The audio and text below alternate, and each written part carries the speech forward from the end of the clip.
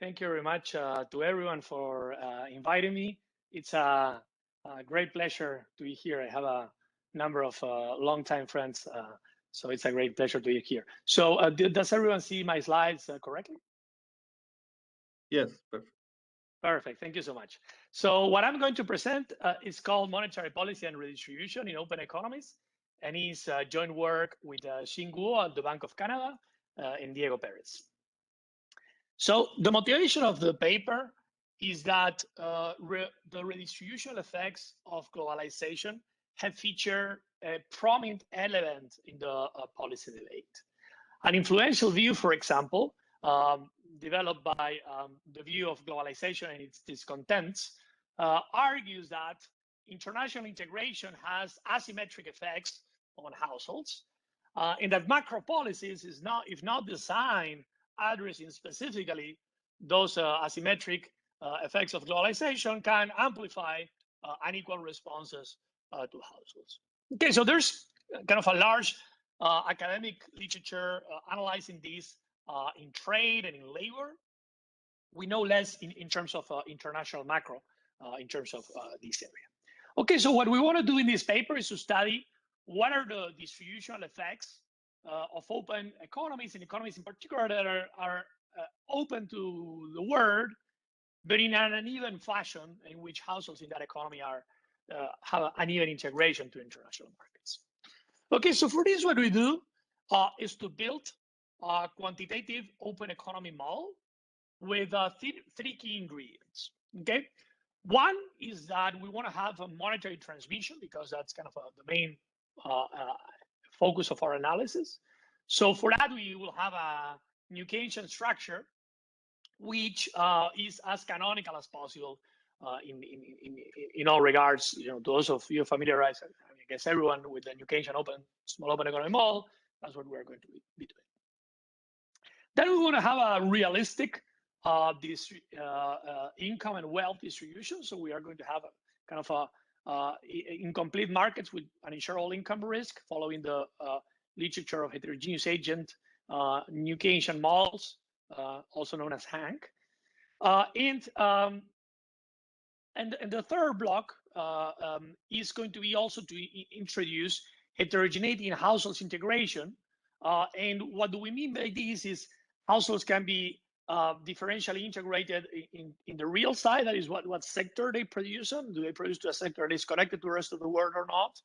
And how they are integrated to financial markets, that is, do they hold securities that are traded with the rest of the world or not? Okay, and we build this model as a laboratory economy to study and reassess three classic questions in international macro, but to focus on the distributional angle of these questions. Okay, so the three classic questions are, you know, what are the effects of monetary policy shocks in open economies? What are the international spillovers of policies and shock? And the third, how do alternative exchange rate regimes compare? Okay, so three classic questions. We like these very much. We've studied them for a long time. The main focus that we're going to be having is slightly different, which is going to be on the distributional elements of these three classic questions. Okay, we frame our two takeaways from this analysis in terms of how macro matters for inequality and how inequality matters for macro. So on the how macro matters for inequality, we find that international integration, it's a relevant source of inequality in consumption responses to external shocks. Okay, the consumption of households working in trade sector is more sensitive to external demand shocks. The consumption of households integrated to the foreign economies is more sensitive to foreign monetary policy shock. I mean, that might be very intuitive, but in a quantitative sense, this is also meaningful, in the sense of saying the dimensions of heterogeneity that are specific to the open economy are as relevant or more relevant than those of income and wealth that have been more studied in closed economy macro. Okay, so kind of that main takeaway is, if one wants to understand an inequality of macro in open economies, then incorporating elements that are specific to the open economy seems quantitatively important. The second question is framed in terms of how inequality matters for macro. And here what we find is a novel trade-off between aggregate stabilization and inequality in the conduct of monetary policy. Okay, in particular, we find that fixed exchange rate regimes that are well known for amplify aggregate responses lead typically to less inequality in consumption responses. And that is because when there is an external demand shock, for example, imagine that there is an expansionary foreign monetary policy shock. Well, to avoid currency appreciation, there is going to be an accommodative monetary policy that is going to decrease interest rates and is going to make households that are not integrated to international markets more close to those that are integrated to international markets. Okay, so this introduces kind of a new angle. So there is this general view of, exchange rates fixed exchange rates are very costly from an aggregate stabilization perspective. We also find that, but this comes with also less uneven consumption responses to external shock. So insofar as policymakers care about inequality in the consumption responses to external shock, then they might face a trade-off linked to this. Okay, just a few words in the literature to put our paper into perspective. Our paper is mostly based to kind of three very broad classes of literature. One is the literature of monetary policy in open economies, that has analyzed these questions extensively. We have here, even though we have many references, it's much more vast than what we have here. Our main contribution to this being kind of these distributional angles. There is also a recent exciting literature on households heterogeneity in open economies. And here, kind of our main feature is that we are bringing this kind of uneven integration to open economies and how that affects in policy design. And we are also, of course, related to a literature on consumption inequality and redistribution, which has been very vast in macro, particularly over the last decade. Okay, so I don't know if there are any questions. By the way, something that I talked with Bernabe before the seminar, and let me reiterate it. Feel free to stop me anytime if there are questions, and by all means. Is there any question before I start with the details of the model? All right, perfect. Okay, so let me start then with the model. We consider a canonical New Keynesian small open economy model enriched with households heterogeneity. So the small open economy is populated by households, firm, and a government. Okay, so what does the household do? The households consume three types of goods: home, foreign, and non-tradable goods, and can potentially save in two types of assets: one asset that is traded domestically and one asset that is traded with the rest of the world. And in addition to that, the households are heterogeneous in their income and their access to international markets. So, okay, so I'm going to provide you all details about these, but I want to kind of give you an overview of the model before I start entering into the recursive problems. Then firms produce the home tradable good and non-tradable goods. So those are the two types of goods that the economy produces. And they face nominal rigidities in price setting, giving rise to a link between nominal variables and real variables in the economy. Then there's a government that conducts monetary and fiscal policies, and there is a rest of the world that exchanges tradable goods, foreign and home, with external finance and external financial securities with the small open economy.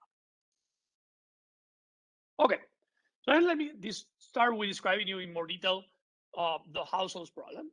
So the household arrives to any period with three main state variables. So one is their idiosyncratic productivity, noted by Z.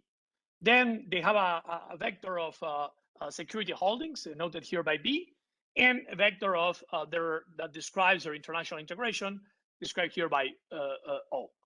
Okay, so I'm going to describe this in more detail next. And the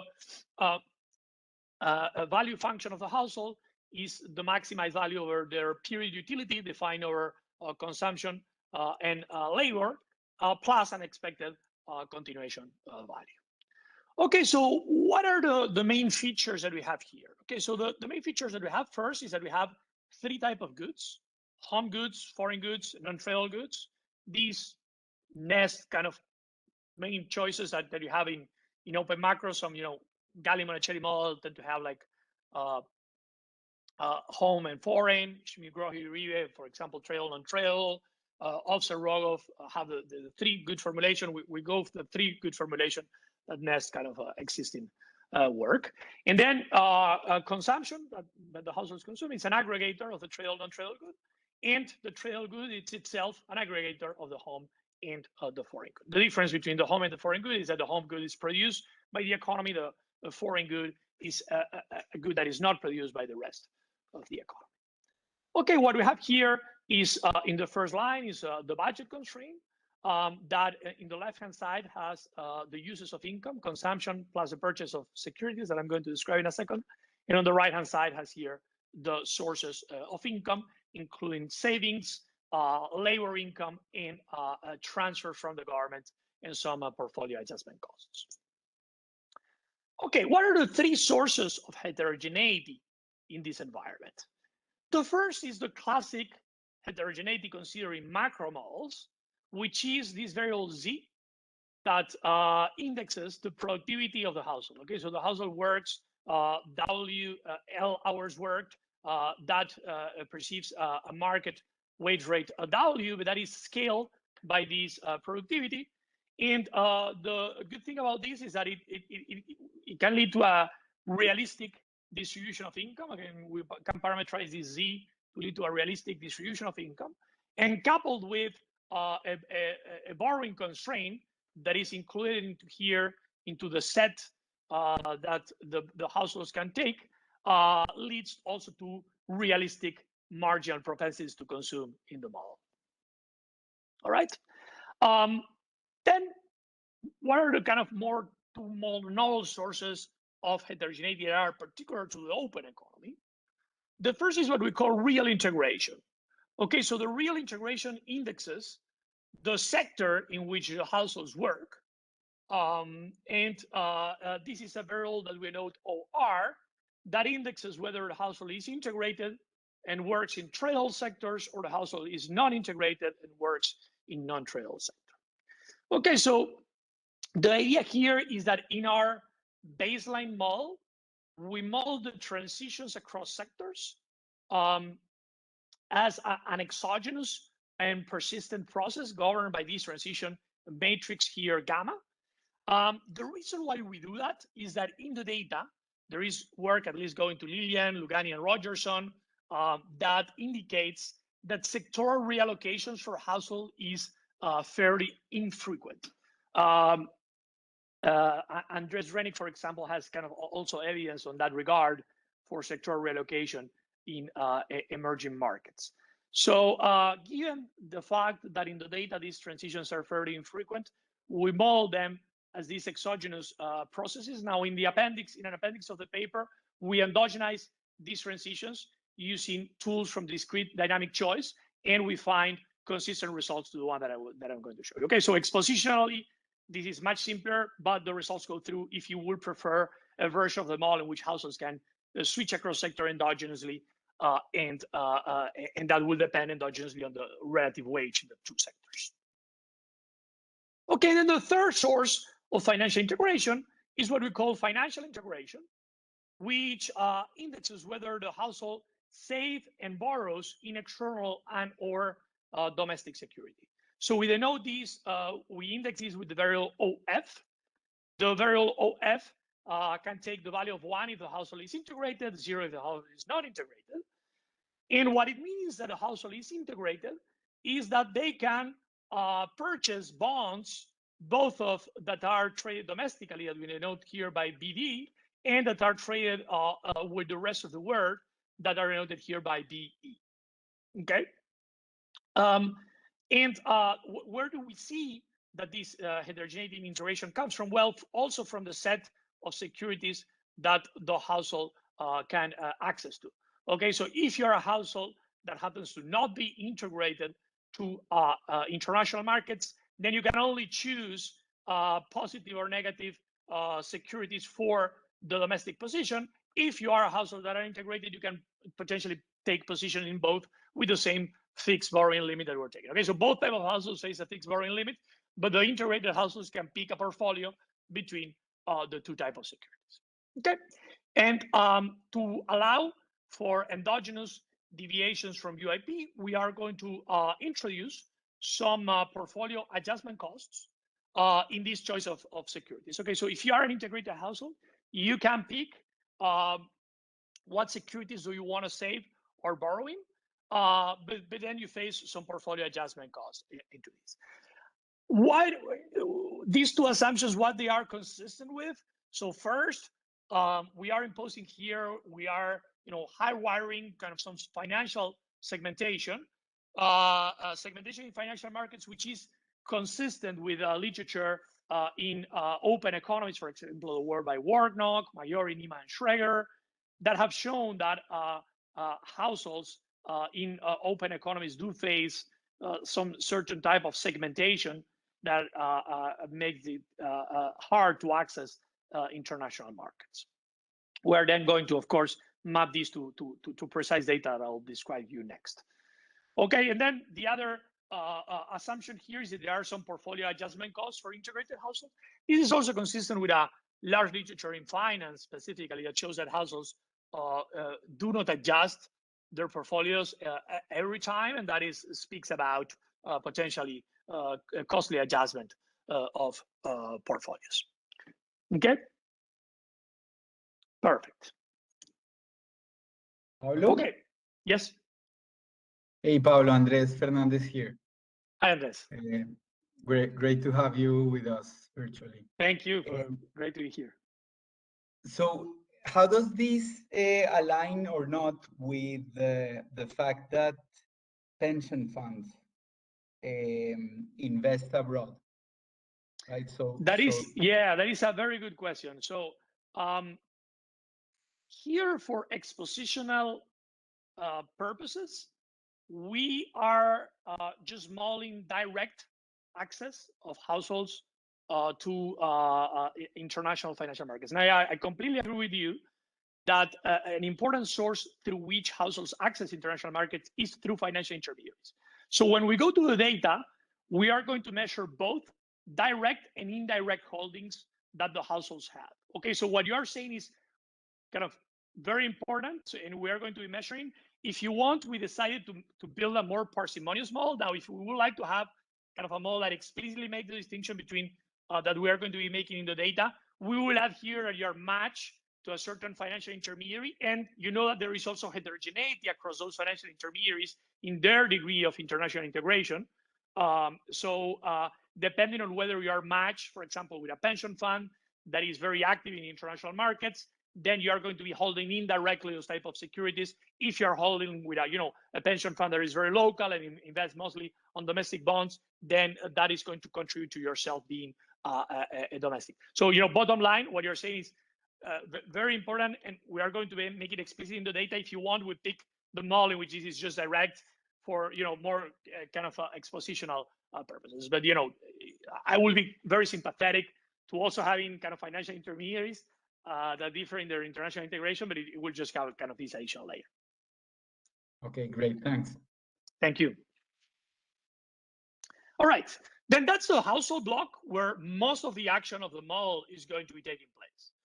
The rest of the model follows standard new Keynesian small open economy modeling choices. In particular, we have a final good producers that produce the home trail and a non-trail good. Yes, here we go. So it produces trail and trail goods and aggregates intermediate inputs using a CES technology. Then the intermediate goods producers are those that have the sticky prices embedded. So they produce intermediate goods in the home or non-trail sector using a constant return to scale technology using labor. And then they have the standard assumptions of new Keynesian model. In particular, they have a monopolistic competition in the sense that they produce a given variety of the home or the non-trail good. And to set prices, they face an adjustment cost a la Rottenberg, okay, quadratic cost of adjusting their prices. In the baseline model, we pick a formulation of local currency price setting in which there is a cost of adjusting the currency the prices denominated in the local currency. In extensions, we analyze also dollar prices setting, which has been, an important extension that has been studied in the literature. What does give rise to? So these whole blocks, you have these intermediate good producers that produce this variety, they face these price frictions, they sell that variety to the final good producer aggregates all that and sells it to the household or to the rest of the world. So that gives rise to a new Keynesian-Phillips curve in each sector, linking inflation to real variables in that sector. Perfect. That's the firm side. Then on the government side, we focus mostly on monetary policy. So in the baseline model, we pick a Taylor rule linking the domestic interest rate to inflation, a simple Taylor rule. And we have here our first source of shock, which is what we will label a monetary policy shock, which is a shock in the Taylor rule. Okay. This in principle can be persistent itself. In the analysis that I'm going to show you, we'll also consider a fixed exchange rate regime. You can think about that as a different monetary policy regime. Now, this bond, this interest rate that the government set, pins down the price of bonds in domestic currency. Okay, so in particular, the discount price of these 1-period bonds is 1 over the gross rates that is determined by the monetary authority. In the model, we also allow for the government to tax and to rebate that lump sum. I showed to you in the paper in the Bellman equation of the household that there's a tax on labor and that is rebated lump sum to the household. In the baseline model, we take that as a balanced budget of the government. So we are not mostly focusing on active fiscal policy, but an interesting area for other type of research will be kind of what is the role of government spending in this type of context. But most of our analysis is going to be on the monetary side of the government. Perfect. So then we have the rest of the world. The rest of the world, think about it as follows. So we are in a small open economy, so the rest of the world gives us a foreign interest rate and a demand curve for the goods that we produce. That's kind of the main things that the small open economy perceives as given. Okay, so in particular, there is a perfectly elastic demand for financial securities at the bond I star, at the interest rate I star. And this I star, which I will refer to as the foreign interest rate, is itself an autoregressive process subject to shocks that we are going to be labeling foreign monetary policy shocks. Okay, so we associate changes in the external borrowing rate as monetary policy shocks. Of course, these shocks could also come, from changes in non-monetary drivers of foreign interest rates. But so whenever I say foreign monetary policy shock, it's going to be kind of a particular interpretation of these, but you can think more broadly of anything that changes the rest of the world at which you borrow from the rest of the world. And that interest rates that the rest of the world pins down determines the price of external nominal bonds.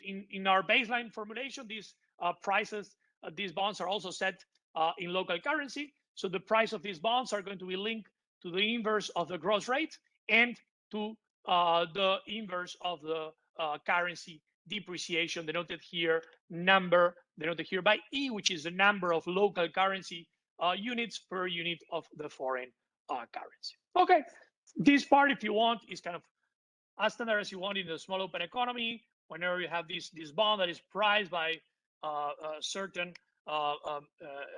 risk neutral foreign investors and which determine this bond. Okay, and then there is going to be a downward sloping demand for the home good and an infinite elastic supply of the foreign good. So the downward sloping demands of the home good, the good that we produce, says that the higher the price that we face that we charge for our home good, the more that departs from the consumption basket of what the rest of the world is consuming, the less our demand is going to be. And here we have our third shock in the model. So the first is the domestic monetary policy shock. The second is this foreign demand shock. The third shock that we will entertain is a shifter in this foreign demand. Okay, so whatever we consume is linked to the relative price of the good we sell in the foreign currency, but it's shifted by this component that you can think about it as the income of the rest of the world, and the changes in these can induce shifts in this foreign demand. Okay, perfect. Okay, any question on the model before I start with the parameterization? Pablo, so let me see if I'm getting this correctly. So there are 3 sources of heterogeneity, if I wrote it down. Yes. The sector in which you work, and the financial status, shall I say? Exactly. Okay, so yes. Okay, and you will tell us now, I guess, how these 3 things can be correlated, right? Depending on the state. Yeah, that's a very interesting angle. So in the main analysis that I'm going to be showing you, we haven't focused on that dimension. So we had a trade-off. Like, we also thought in the same direction you said. Like, high-income households typically will have access to international financial markets. So we did that kind of in extensions of the model. Our choice here was to think about these as non-correlated sources of heterogeneity, just to try to understand how each of them works separately. But I agree with you that sensible analysis, which in fact we do in the appendix, is kind of what you're saying. So from a realistic perspective, we have totally picked the one that we are describing. We thought about starting from some unrelated sources of heterogeneity for that kind of more expositional advantage. Okay, got it. Thanks. Thank you. Perfect. Okay, so I'll describe now the parameterization of the model. So you can think about the parameterization of our model mostly in 4 steps. So the first step is a set of standard parameters that we pre-specify in the model. And these have to do with households' preferences, with the government side, and with the firm side of the models. Okay, so whenever we have kind of good data on something that we can predetermine or fix, we go that route. So, okay, so that's kind of the simplest block of the model.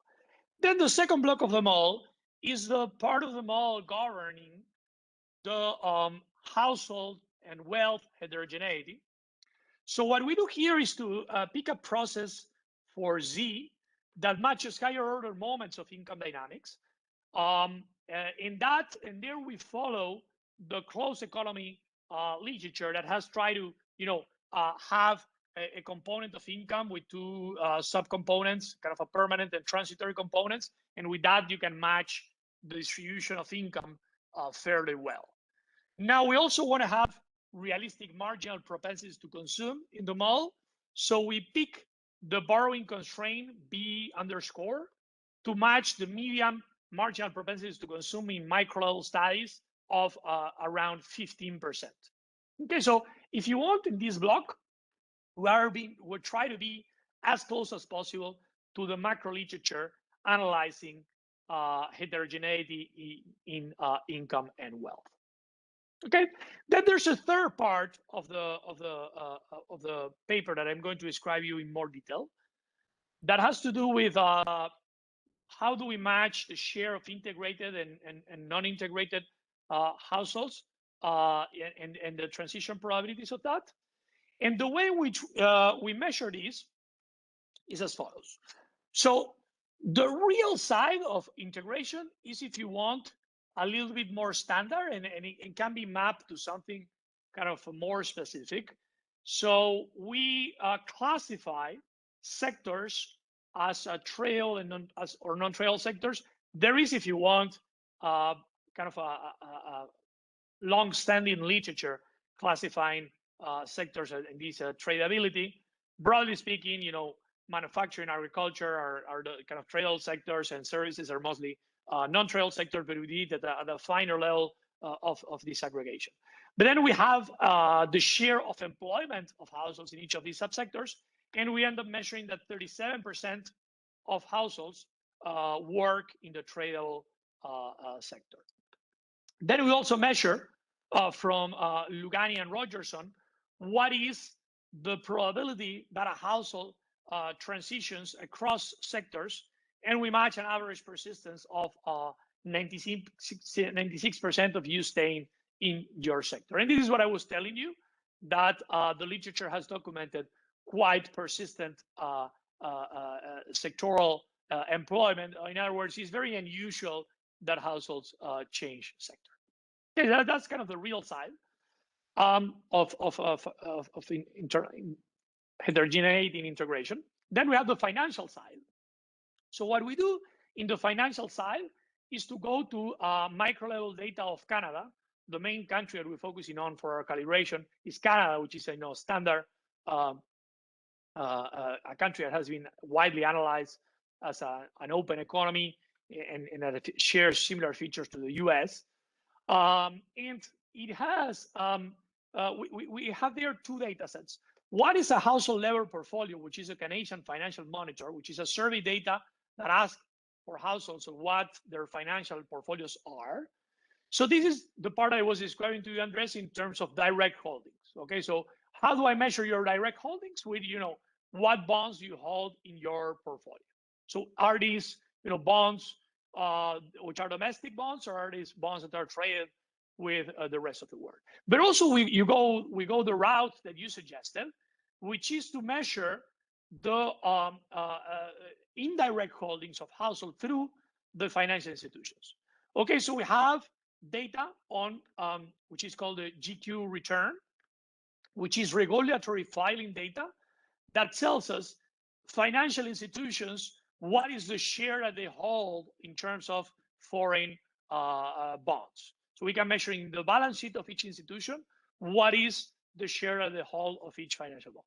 And then we can map with this, we can merge this data, and you can say, for example, oh, Andres is holding, has an account, HSBC, which has a lot of, for example, of foreign securities, or has an account in a Canadian bank that doesn't have so many of these securities. But we can measure the direct and the indirect holdings that each of these households have. Direct holdings being their portfolio, indirect holdings, their indirect through institutions.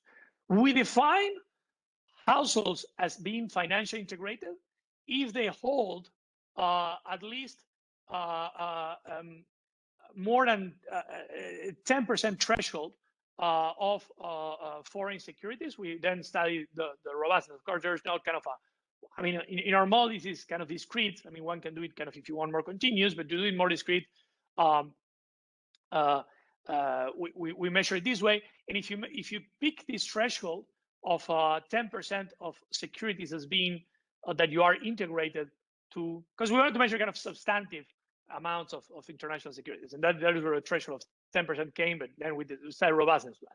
Then you obtain that 33% of households with that definition are integrated to international markets. And then these households itself, we need to measure what is the share that they hold of financial securities in their portfolios. Okay, so we measure that 21% of the portfolio of integrated households, either through the sum of direct and indirect holdings, is on foreign bonds on average. Okay, and then there is an annual persistence of 73%. That is, we can measure, like, given an indicator that you are integrated or non-integrated in this survey, we can measure whether you transition from being integrated or non-integrated, or integrated to non-integrated, and we can measure the persistence that we have embedded in the model with that data. Okay. Pablo? Yes?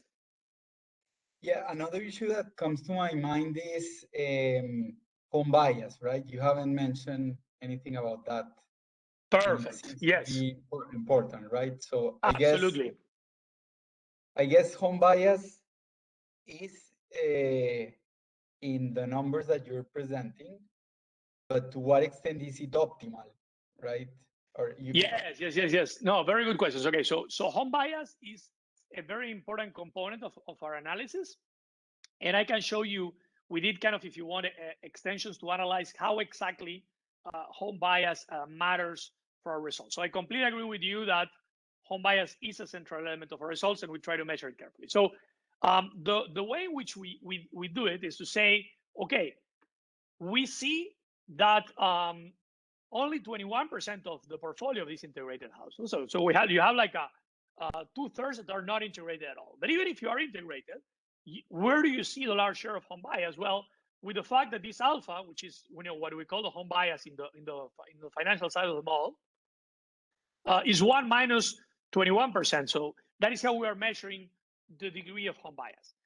We agree with you that we are not taking a stance exactly on what drives home bias at the steady state. So we are not taking a stance on that, because if you want in the steady state here, you are indifferent between the two securities. So there is not one that governs the other. So we directly pin down the home bias with this portfolio adjustment cost. But we do allow you to re-optimize if the price of securities changes. So for example, if there is a domestic increase in monetary policy, and then suddenly domestic bonds become more attractive, you can invest in those bonds, so you can optimize at the margin. Now, how much can you optimize? I'm going to describe to you in a second how do we discipline that, but that is what is governed with the adjustment cost of the portfolio. So just to summarize what I just said, kind of in the steady state, you would be indifferent. So we are exogenously determining the degree of home bias, but we are measuring it very carefully in the data. Now, on the margin, you could adjust because you're not anymore indifferent. You could adjust, and that is the other thing that I'm going to describe you of how do we do. Then you have the home bias on the real side, and we also measure that with the share of consumption that you have in terms of your home basket vis-a-vis the foreign. Okay. Okay, thanks. Thank you.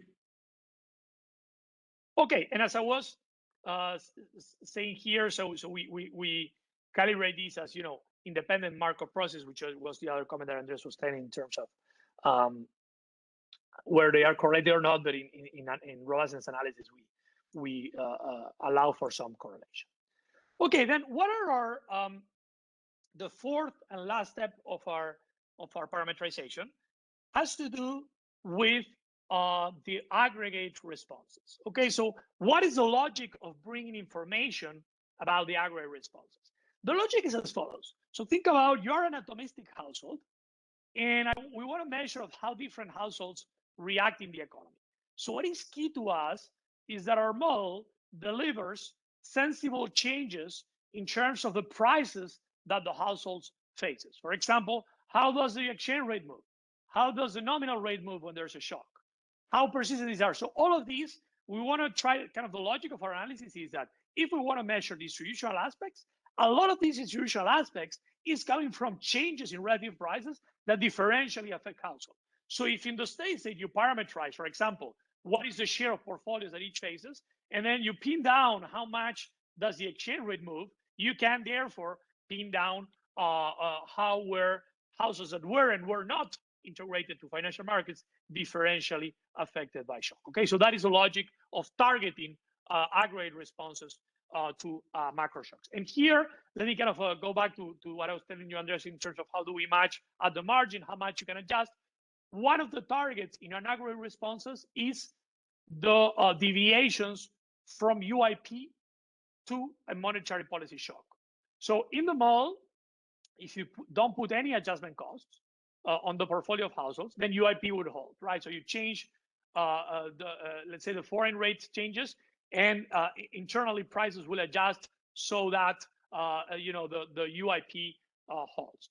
Now, if households face some adjustments in terms of their portfolio, you are going to observe in the short run potentially a differential in expected returns between the investing in the home security and investing in the foreign security. So that's the sense in which the degree of adjustment cost govern the deviations from UIP. Okay, perfect. Okay, any questions so far? Any other questions?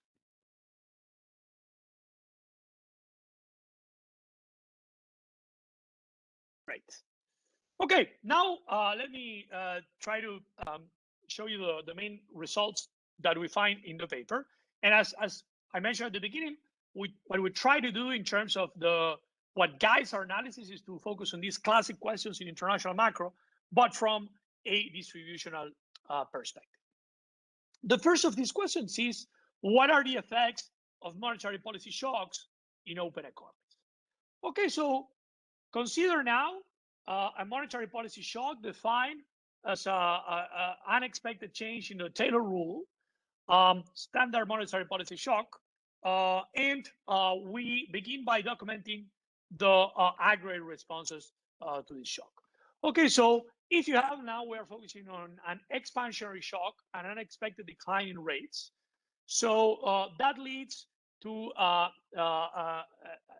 inflation and stimulation in economic activity, because the decline in rates, given that prices are sticky, leads to a decline in real rates. And as a consequence, households that are both integrated and non-integrated households increase their consumption because of intertemporal considerations. That in turn leads to an increase in the production of domestic production, which in turn leads to increases in wages, and then affect households through indirect channels. Again, I'm going to give you a composition of channels in the next slide. Okay, but what you see here is the typical things that will happen in Keynesian's small open economy model when you stimulate demand. That is, a cut in rates leads to an increase in inflation, currency depreciation, increase in exports because the currency depreciates, increase in consumption because of these direct and indirect channels, and an increase in production of both goods. The non-trail goods because of the increase in consumption, the home trail good because of the increase in exports, that they become more competitive abroad. Okay, you also have an increase in imports as well because of the increase in overall demand. Okay, if you want here, what I want that you think about is that we are calibrating many of these things, such as, for example, the aggregate consumption response is a target. The changes in real rate is a target. The exchange rate is also a target. I don't want to claim, any type of success because of these. So what we want to do is to build a model that is consistent with aggregate responses. And the new Keynesian model without these additional sources of heterogeneity can also match these. Okay, so this, if you want, is to put the models in, matching the same aggregate responses. So the way in which we think about it is that there are some aggregate responses that we have in the data. We want our model to be consistent with those, and therefore we target some of these responses, which was the fourth point of the calibration that I was showing. Now we can start doing more things with this model. I mean, one of the main reasons why, when heterogeneous agent new Keynesian model was introduced, is to try to understand the channels through which monetary policy affects economic activity and affects consumption. So what we do is a channel decomposition similar to that conducted in Hank models, for example, by Kaplan Molkelante. And what we do is to decompose the responses of consumption into a real interest rate channel, which means, how much does consumption respond because the real rates changed. Then a labor income channel, which is how much your consumption responds because your labor income adjusts and you are potentially can be hand to mouth. And then the rest of the channels, such as a change in distribution, etc.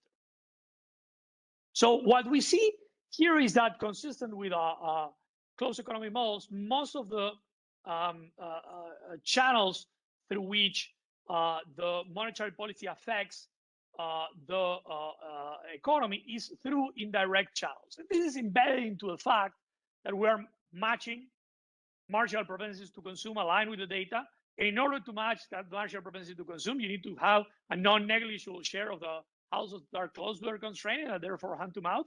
And that what that implies is that if you have an aggregate shock, then all of these households are going to respond in terms of their consumption to changes in this labor income. This is kind of similar for both type of households that are integrated and non-integrated. And so indirect channels are important for all of them. I mean, again, here we are abstracting from the reasonable point that Andres was mentioning, that maybe if integrated households are high-income households, then the direct channels will be less important to them. But in the baseline calibration, in which we wanted to understand each channel separately, then these direct channels are important to all of them. All right.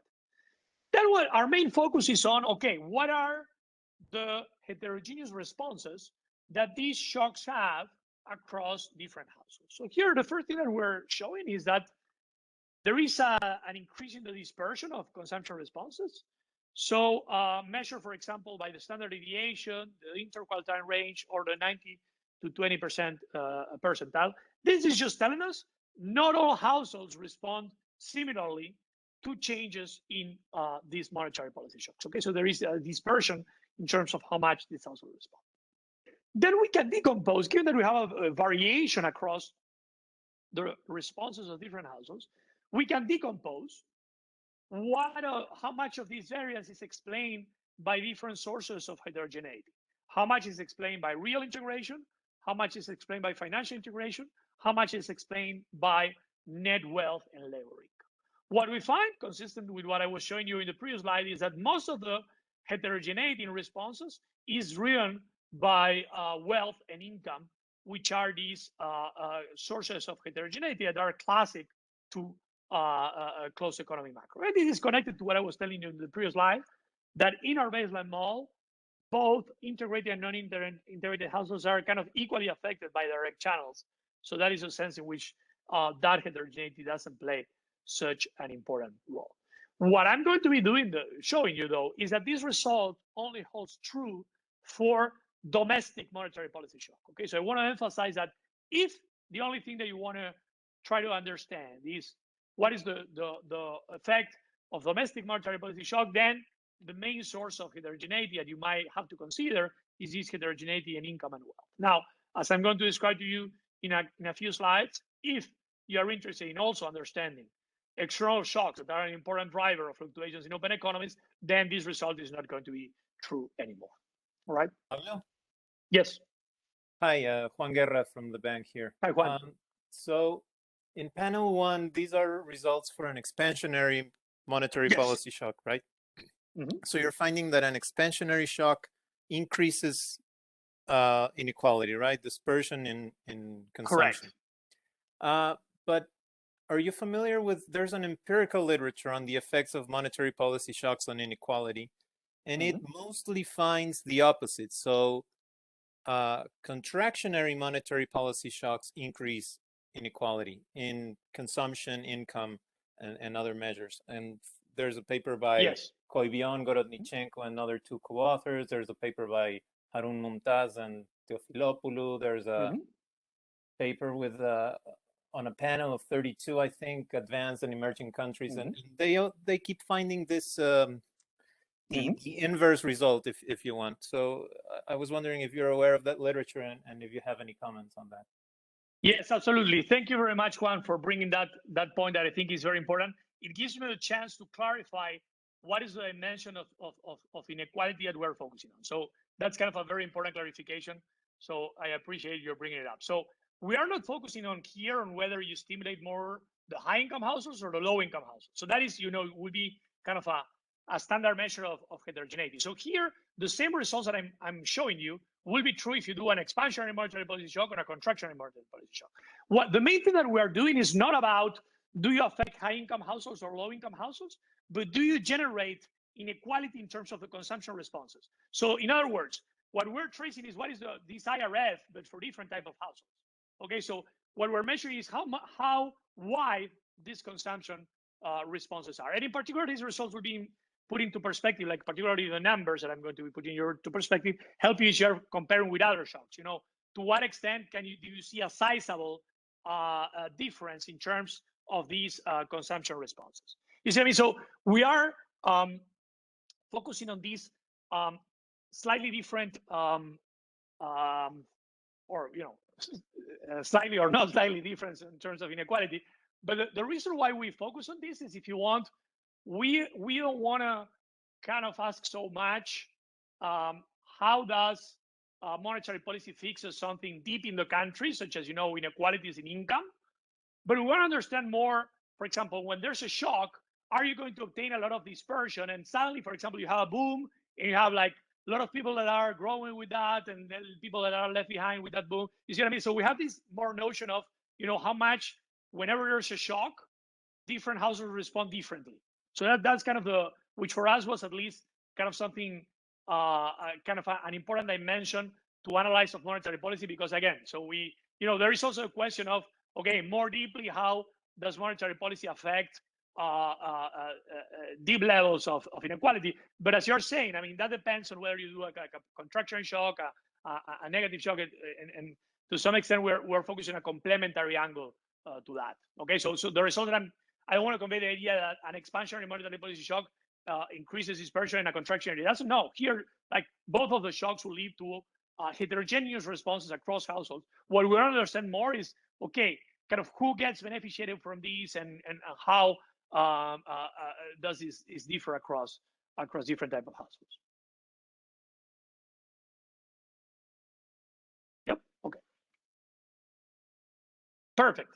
Then one thing that I want to kind of point out is that one of the main differences, like as I was describing you before, the question could be like, okay, given that the aggregate responses are similar, what would we lose if we were to be doing an open economy rank? Well, here by design, there will not be kind of such a big difference if you just are interested in aggregate responses, but that is by design.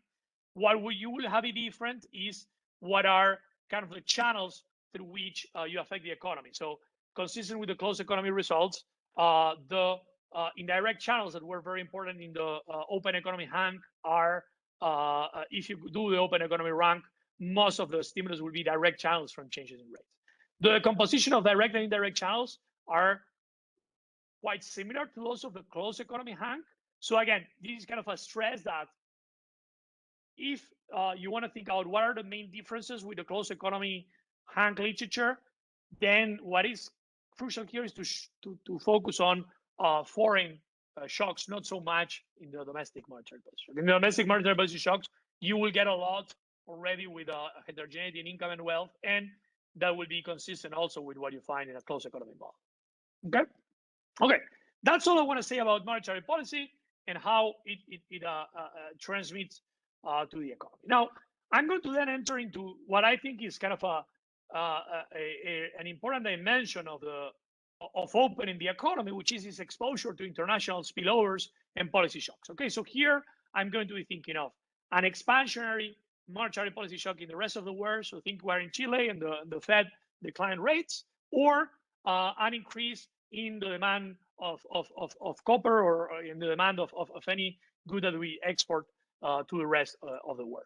Okay, so what happens, and let me kind of do the same path as I was doing with aggregate responses.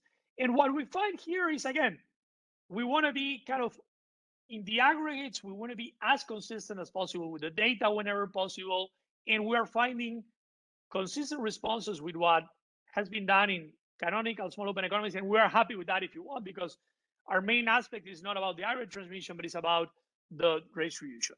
So whenever you have a shock, a decline in foreign rates, or an increase in external demand, that both of these shocks will be expansionary. Both of these lead to a currency appreciation, which is kind of an important part of this. Okay, but the transmission channel is very classical. Like with external foreign demand shock, you particularly affect exports. Okay, this leads to some pressures for real appreciation of the economy that also boost imports. And then overall, you have also an increase in aggregate consumption because of these indirect channels, and the fact that the increase in exports ends up increasing wages of households that are directly working in trade sectors, and the increase in consumption of those households in turn leads to an increase in the wages of the households that are working in the non-trade sector.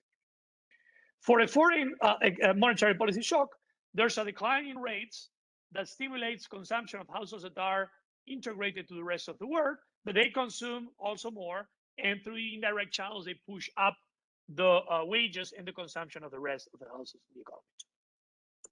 Okay, now here comes, if you want, the main aspects that I want to start emphasizing about the nodal source of integration, which are these integration to trail-on-trail sectors or integration to international financial markets. And the way in which I'm going to be describing you this is with these figures. We call them the FIFA figures because, you know, if you play FIFA, the video game, you know that they can play players with this kind of type of technology. So we thought it was kind of a good way of representing it. So we have here kind of how to read these figures. In the vertical axis, we have here integrated or non-integrated households, non-integrated at the top, integrated at the bottom. So here we have households that are integrated to real markets, households that are non-integrated to financial markets. And then we have here these distances measure what is the consumption response of these different households. So Juan, maybe this clarifies a little bit what I was telling you that we're focusing on, which is how different households respond to the shock. And this will be true if it's a positive shock or if it's a negative shock. What most important to us is who is the most responsive type of households in the economy. Okay, and then we have these black solid lines. We measure the distance of the aggregate response of consumption.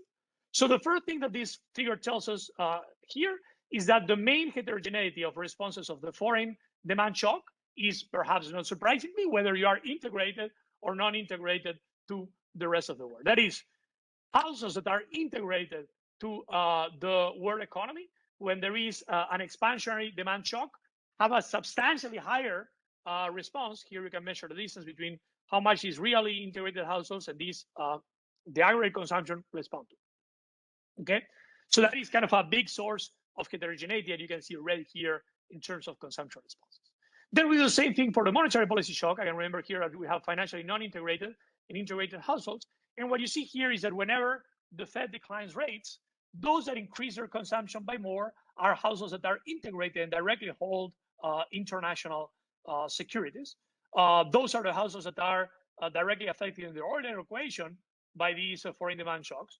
And we see here that these increase their consumption by more than the aggregate house in the economy. And this is quantum sense in which I said, if you want to do kind of a contractionary shock, same thing will be true. There's no kind of inheriting asymmetry in this model with respect to this. It's just measuring differential sensitivities of different type of houses. Okay, perfect. Now we can do a quantitative analysis. I mean, here you can say to me, well, this is, it would be fair if at this point you say, I was expecting this, it's like you have foreign demand shocks that beneficiate the most are the households that are working in the trail sector.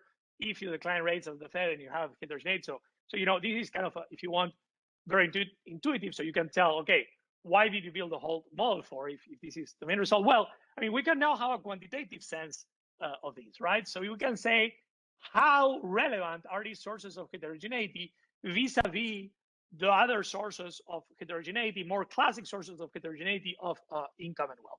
And this is, if you want, the part in which, kind of some people ask us, like, why do you want to have like the whole Hank blog with kind of a rich heterogeneity in income and wealth? Well, this is just kind of the main slide that motivated us to do this, that if we want to have kind of a fair comparison in terms of the importance of different type of heterogeneity, we wanted to have a realistic distribution of income and wealth that give a good chance to this heterogeneity in income and wealth. So here I'm showing you this variance decomposition for foreign demand shock and for foreign monetary policy shock. This is the one that I already showed you for the domestic monetary policy shock. And what do you see here? Heterogeneity in real integration is by far the key driver of heterogeneity in consumption responses, much more important than income and wealth. And heterogeneity in real integration and financial integration are the key aspect of the responses of the foreign monetary policy shock, combined, substantially also more important than heterogeneity in income and wealth.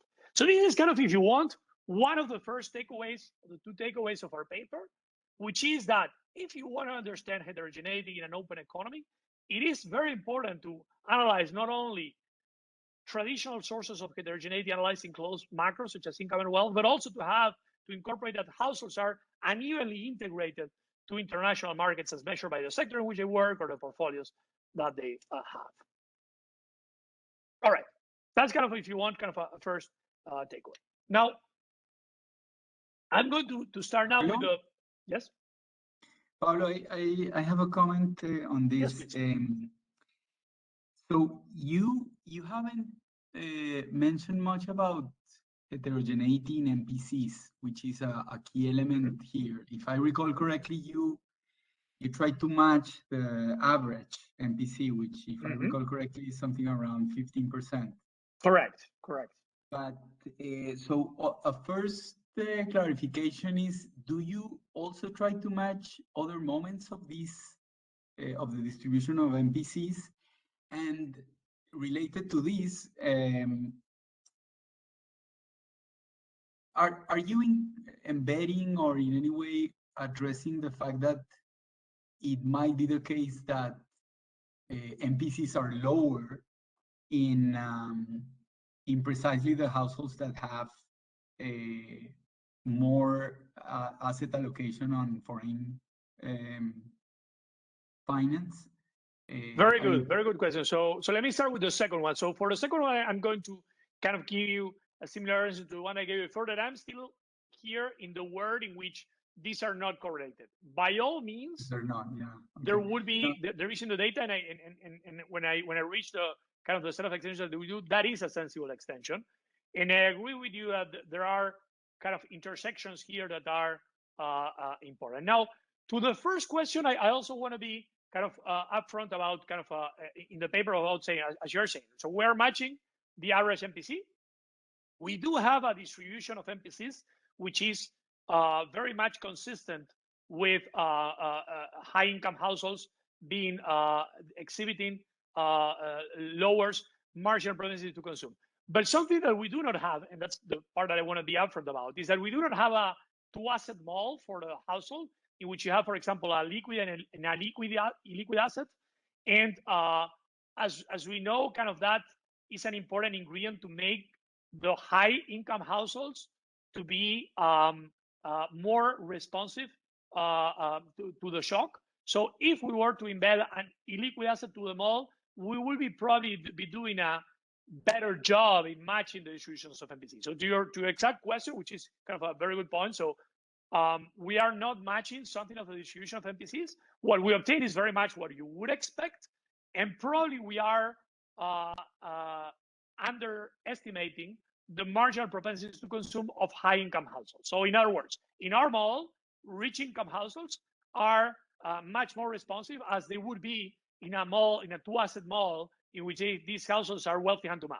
Okay. Now, what way these results will be, and why I'm presenting this as a baseline? Well, you could think in a sense that our model generates more dispersion of responses along the income distribution than that other model will tell you. So to some extent, for the results that I'm showing you here, is something we are kind of over amplifying here, kind of the extent to which wealthy and non-wealthy households have a different marginal propensities to consume. So if we were to have a two-asset model, we haven't done it, so it's so far at this point a conjecture, but we conjecture that these two rows that I have here will be even less strong, because if you include the illiquid asset, then now the wealthy household will be also hand to mouth. That's a wealthy hand to mouth. Maybe probably that's where your question was coming from, and that's the direction in which you will go. But I want to be upfront that that's a sensible extension of the model that we have not entertained so far because of the complexities that we had in other dimensions. But down the road, I will be very sympathetic to do that. I mean, I think we should do it. So that's something that we don't have now. And I try to walk you through the whole reason of why we picked this as first. But I think you're right that down the road, if we want to fully connect it to the closed economy literature, it will be good to also incorporate this illiquid asset. Here we have two assets, right? So we have the foreign and domestic. So it will be like a three-asset model, in which you have also an illiquid asset. So that is the sense in which it will be more complex than in the closed economy literature. But I think down the road we should do it. Yeah. Yeah. Either in this or in other. I was more thinking about the first two rows, not the last two rows, and thinking that you might be overestimating I completely agree with you. So if you in that sense, yes. So if you include your preferred specification, which is also my preferred specification from a realistic perspective, which is, making rich income households to be more integrated, then this will be true. But this is a way of thinking about this, and at least that this was helpful for us. Like, if we want to understand kind of what is the relevant source of heterogeneity, there's a sense in which it's better to think about it as orthogonal first, then you see how powerful it is. And then, yes, of course, it could be that gets dampened because those that are financially integrated end up being the rich. But it's like a reasoning by steps, if you want. So I absolutely agree. I agree. So it totally comes with the caveat that you just said, and we should emphasize it more. So I have a train passing next to me. So if you hear a train, it's me. And apologies, but it's like yeah. Okay. I don't go on the trains. Okay, perfect. Now I go to the third question, which is how do alternative exchange rate regimes compare? And this is, if you want, one of the parts that I found more interesting of our findings, which is, we typically think of fixed exchange rate regimes generating this additional amplification. The question is, how do they compare from a distributional perspective? Okay, so what we do here is to take our economy and consider an alternative monetary policy rule, which is one in which we allow the exchange rate to be fixed by the monetary authority, or we pick a monetary authority that has a target on the exchange rate and responses its interest rate to stabilize the nominal exchange rate as much as possible. What do we see in response to foreign shocks? Well, the first thing that we find is how the aggregates. So this plot shows the aggregate consumption responses. And what we see here is that, as you would expect, the fixed exchange rate regime substantially amplifies the aggregate responses. Okay, so this goes aligned to our conventional wisdom. Like we heard a lot over the last decade of countries gain exchange rate flexibility. This allows them to better stabilize demand. That's also true in our model. Okay, now what about the heterogeneous responses? So I'll come back to the FIFA graph, and now I plot here how do the different households respond, but with the dotted line in red being the response under the fixed exchange rate regime. Okay, so think about I'll be focused on let me focus on the one on the right, which is a foreign monetary policy shock. That is kind of the easiest to explain. So think about it as follows. So there is this expansionary foreign monetary policy shock. If you are in a flexible exchange rate regime world, I already mentioned that the households that are integrated respond a lot to their consumption. The monetary authority mostly cares about the inflation in this, tailored response to inflation. Now, what happens if you are in a fixed exchange rate regime? Well, if you're in a fixed exchange rate regime, the key here is to think about it as follows. What does the expansion in the foreign monetary policy do to the exchange rate? It puts pressures to appreciate the exchange rate, right? So if you're in this fixed exchange rate regime, what would you do if the Fed declines the rates? Well, to maintain the fixed exchange rate regime, you have to decline your rates as well. Now, when you decline your rates as well, all these households that were not integrated to international markets are also experiencing now a motive to intertemporal allocate their consumption and increase their consumption by more. So you see how we were in a position in which these financially integrated households were respondingly much more than the non-integrated household. Now, given that the monetary authority adjusts to what's going on in the rest of the world, they respond more evenly. Okay, so that's a sense in which fixed exchange rate regime, although they lead to additional aggregate responses, they lead to more even responses across different type of households. Okay. Yes. Maybe I didn't understand the exercise completely, but the financial integration part, the calibrated part, you keep it as it was, right? You're not changing that. Yes, exactly. And that is calibrated to Canada, which is a flexible exchange rate economy. So yes. I mean, shouldn't you need to take into account how that part that is already calibrated to a flexible exchange rate economy changes when you actually change that's a very good point. So that is a very good point. So I agree with you.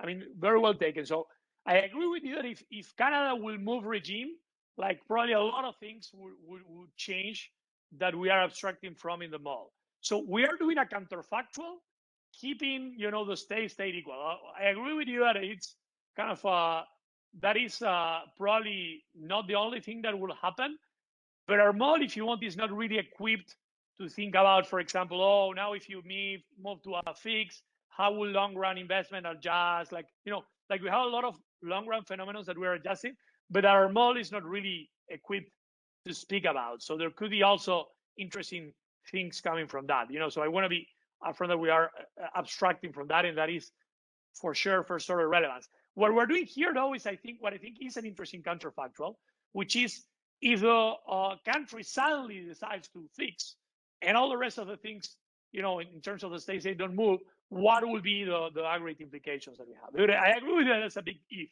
but at least it's a nice counterfactual that we can conduct for the analysis to say, you know, if the government faces, I mean, the same thing could be said for this actually, right? So you can say here, well, for the aggregate responses, you know, you go from a fixed to a float, and you know things will change. Yeah, completely agree. Like for example, many times countries fix the exchange regime that stabilizes inflation and maybe has some state implications. But we're putting kind of the two on the more typical business cycle question, which is more about you know just change the monetary rule and leave the rest of the things unchanged. But it's a completely fair point. Thank you. I have yes, another caveat to that. Other than the fact that I don't think PECs really work that much, but abstracting from that, do you have any like welfare analysis on this? Because what you're showing in the input responses is that there's quite a bit of volatility going on associated with PECs, and we know why that's the case. What you're showing us, Pablo, is conditional on this high volatility, there's less inequality. Correct. Right? Correct. But there's still a lot of volatility. Correct. Correct. So, I mean, completely agree. You get my point. So, absolutely. From a welfare perspective, where am I better off in the end? That is a very good point. So I mean, we thought a lot about that particular point. I think you are completely right that if you were to measure it in welfare sense, maybe it might be that the fixed exchange regime is still something that households wouldn't pick. Now you could say, then why are we focusing on this? And you know, the reason why we're focusing on this is that often in the policy debate, there could be an independent concern for inequality in consumption responses. So if you want, we wanted to abstract from typical, you know, utilitarian type of welfare, or, you know, just because we wanted to open the door that the potential policymaker that is taking these decisions might be facing, as you know, at least many times discussing with policymakers, you know, you realize that they do have an independent concern for inequality in responses, and you know, and those concerns are sometimes valid. So what we're the way of reading our results, and I want to kind of emphasize that very much, and thank you for bringing it up, is, you know, if the policymaker has a concern for inequality in consumption responses, then there might be this trade-off. Okay, so it's not a statement about, it's not a welfare statement, but it's a statement about if you care about inequality in consumption responses, you might have these trade-offs. What are the policymakers that I typically have, you know, for example, in mind is like, imagine, for example, the 90s boom in Latin America, you know, or the 2000s boom in Latin America. Well, you were having that there was a lot of inequality in who were benefiting from those boom, like the Latin America, like boom of the 90s was very prototypical of that. And you know, and everyone was increasing, but that was pretty unequal. So a lot of policymakers were facing some pushback in terms of saying, hey, we still have a lot of this inequality. So that's the sense in which we think that this inequality can be something important for policymakers. But I agree with you that for that, you will need to depart from the more classic welfare utilitarian type of perspective. Yep. I agree in general terms.